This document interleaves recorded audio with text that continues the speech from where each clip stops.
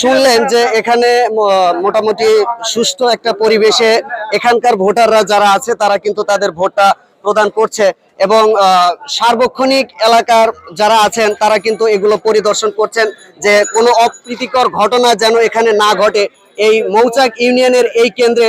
তো এই কেন্দ্রের এই পর্যন্ত আমার কাছে পাওয়া যেই সংবাদ এটুকু আপনাদেরকে আমরা জানানোর চেষ্টা করলাম।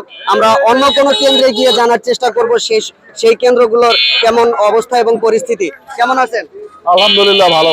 এই যে 17 বছর পরে ভোটটা দিলেন, কেমন লাগতেছে? ভালো লাগতেছে। নিজের প্রার্থীকেই তো দিতে পারছেন? আলহামদুলিল্লাহ নিজের প্রার্থীকেই ভোট দিচ্ছি। কেউ তো অন্য প্রার্থীকে ভোট দেওয়ার জন্য পোস্ট করেনি? না, অন্য প্রার্থীকে ভোট পোস্ট করে নাই। তাহলে এই যে নির্বাচন কমিশন এত সুন্দর একটা ভোটের আয়োজন করেছে, এই আয়োজনটা আপনার কাছে কেমন লাগতেছে? ভালো লাগছে। যাই হোক, আপনাকে ধন্যবাদ। সেই সাথে প্রশাসনের লোক যারা এখানে আছে তারা কি ঠিকঠাক মতো তাদের দায়িত্ব পালন করছে? তাদের দায়িত্ব ঠিক মতো পালন করতেছে।